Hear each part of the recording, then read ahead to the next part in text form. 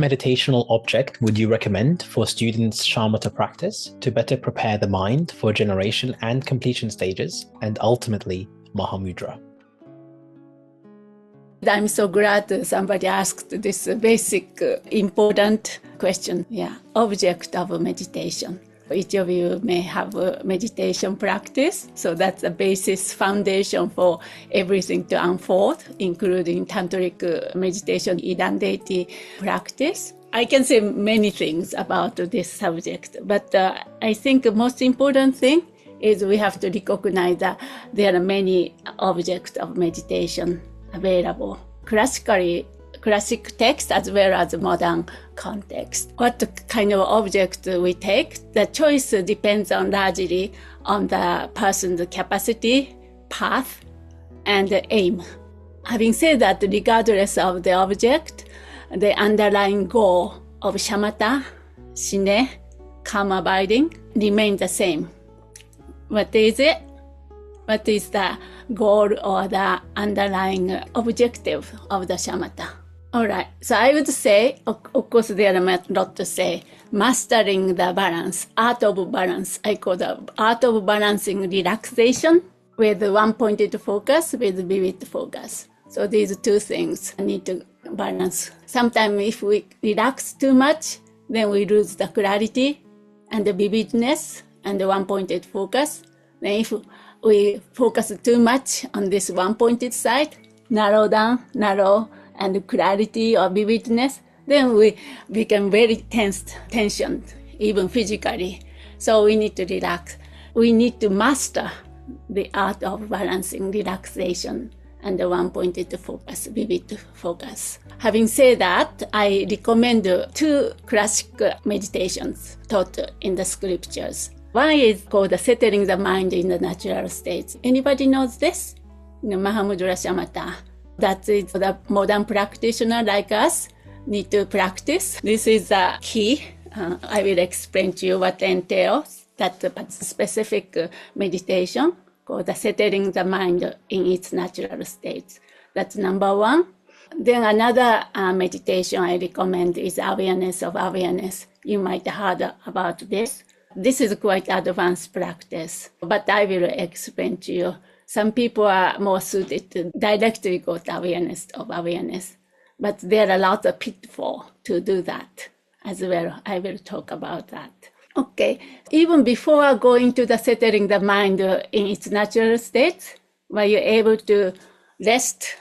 For example, when we do any activities in Dakinis Whisper, at the beginning of the session, I invite you to rest. Sometimes I ask you to rest in the breath flow of prana associated with breath.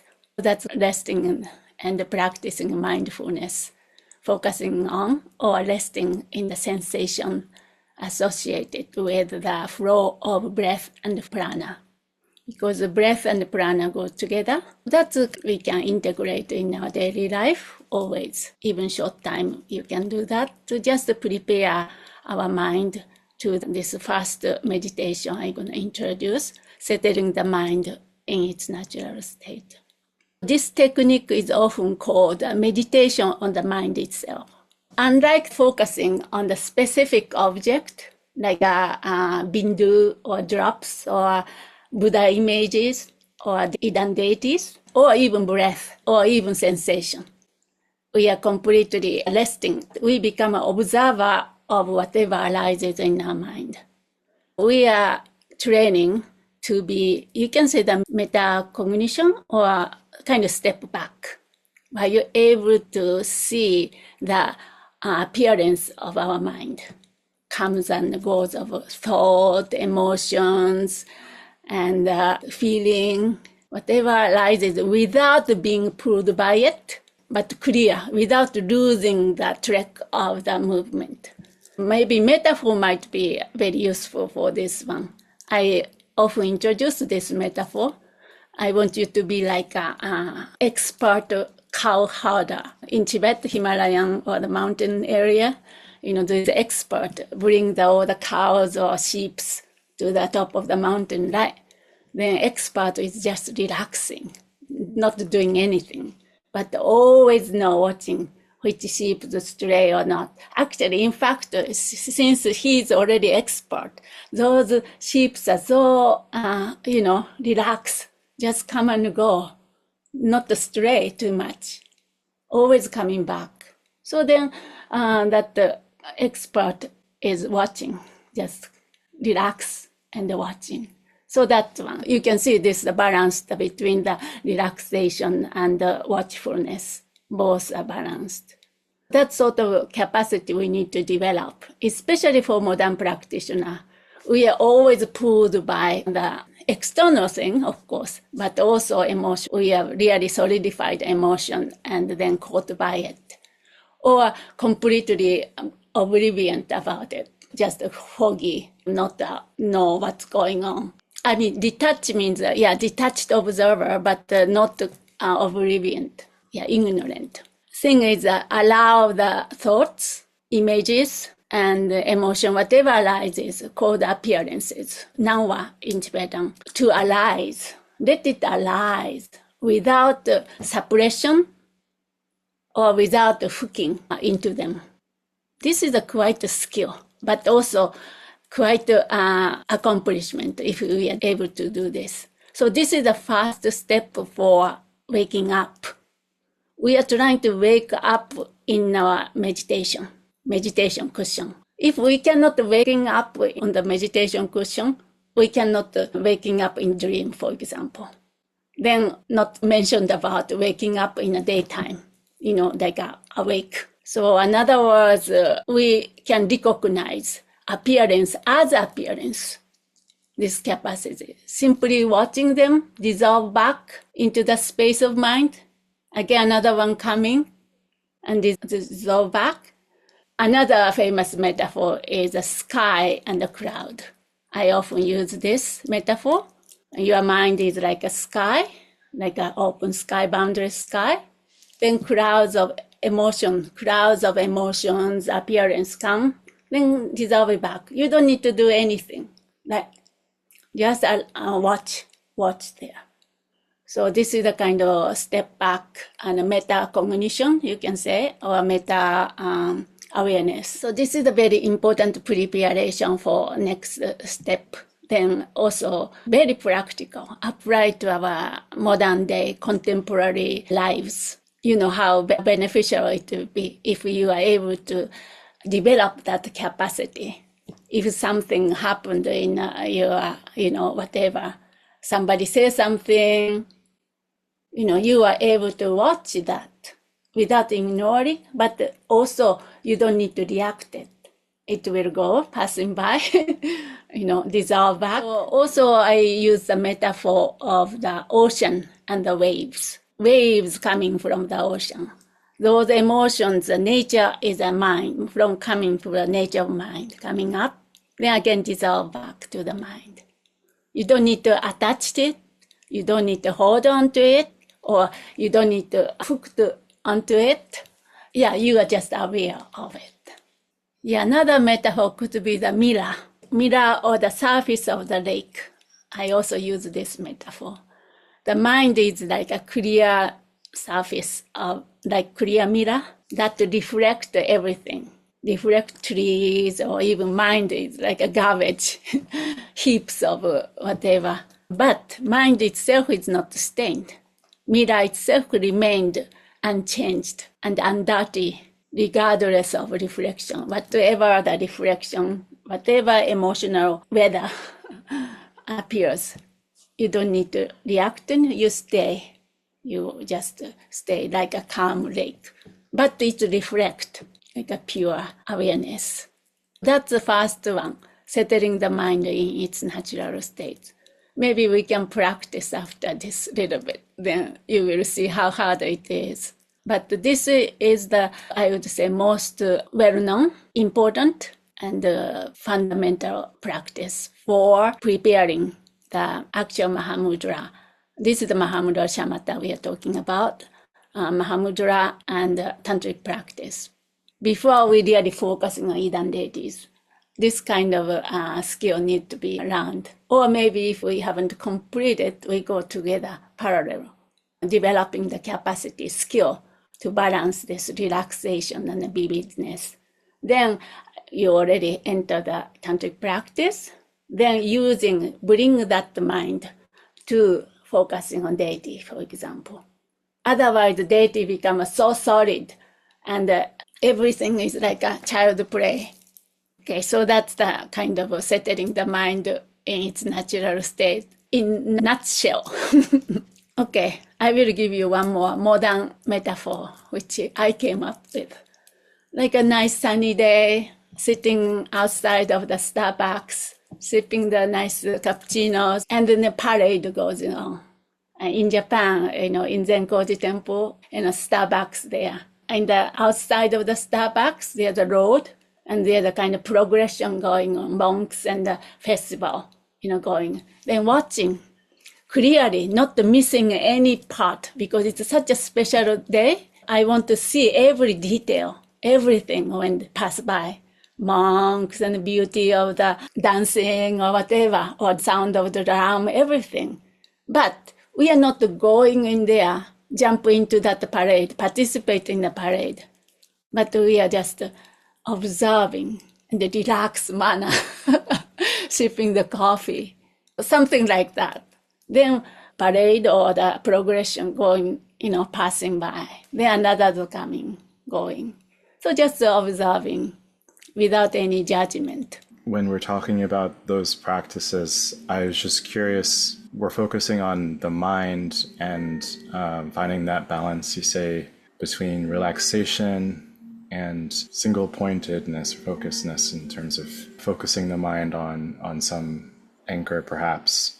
I'm also curious, what about the body? Because I keep on trying to relate things as well to the somatic aspect.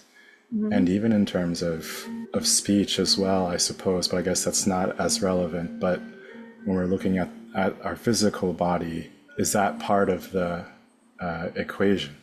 Mm-hmm.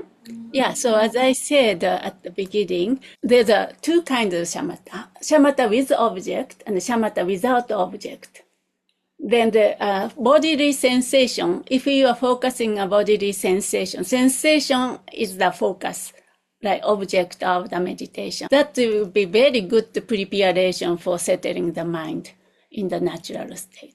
Because as you know, everybody knows, body, breath, sensation, awareness, the subtle body, prana flow, breath, everything are connected.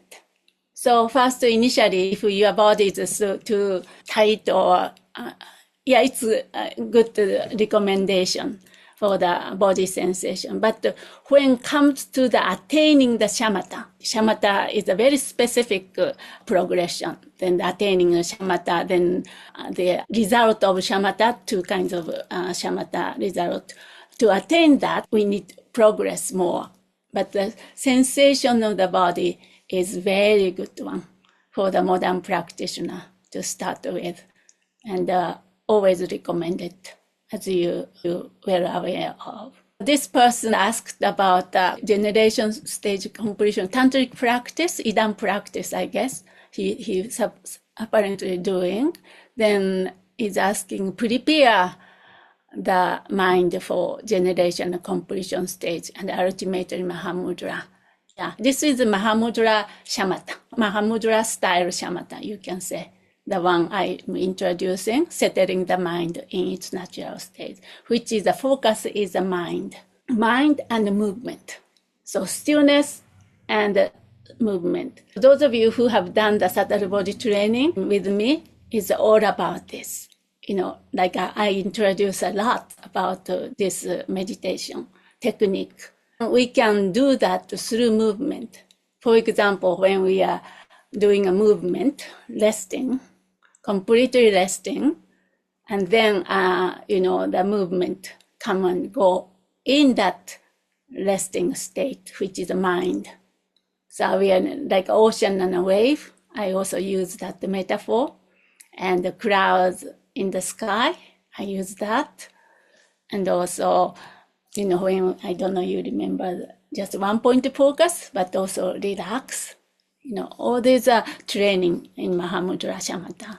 and vipassana in terms of subtle body yoga training we do. This is the commonly practice in the Mahamudra training. I also have a course on this. In terms of Mahamudra classic text, start with a pebble or something in a Tibetan monk. Do that, put the pebble, actual pebble, then try to one-pointed focus. But that's something for the contemporary practitioner, modern practitioner. I myself find that's not relevant in a sense. I mean, breath is good, perfectly fine. Breath is very good because, again, breath is connected to the prana. By settling the breath, then prana settle, then mind settle. So this is a very good preparation for the higher advanced shamatha meditation I'm introducing. I've heard the stages talked about as like using a support, like a picture of the Buddha or a pebble externally, and then taking it away and just seeing it internally. And I find it, I mean, I feel like I can approach it with a support pretty well, but with how important do you think it is to not to, yeah, do you believe in those stages, that doing those stages is important? No, I mean, just I'm introducing, that's why I'm here, to what works for the modern practitioner. We are so much caught by tight. So we need something like this, settling the mind in its natural state, this kind of practice. Otherwise, already mind is tight and not relaxed enough. So this is about relaxation too. Relaxation without losing the awareness, you can say. One point that become, or the, daily practice, visualizing, that comes later. Maybe when mind is relaxed enough and you are able to get the taste of, at least taste of this settling the mind in its natural state. So body sensation, but the breath is a good one. Start from there, but focus should be like settling the mind in its natural state. See if you can develop the capacity or skill to be able to observe without losing any single thing, without reacting, without being sucked into that. So this is the first step to waking up, awakening in daytime. Yeah, for example, completion stage, we have a lucid dream or try to wake up in the dream, right? Dream yoga.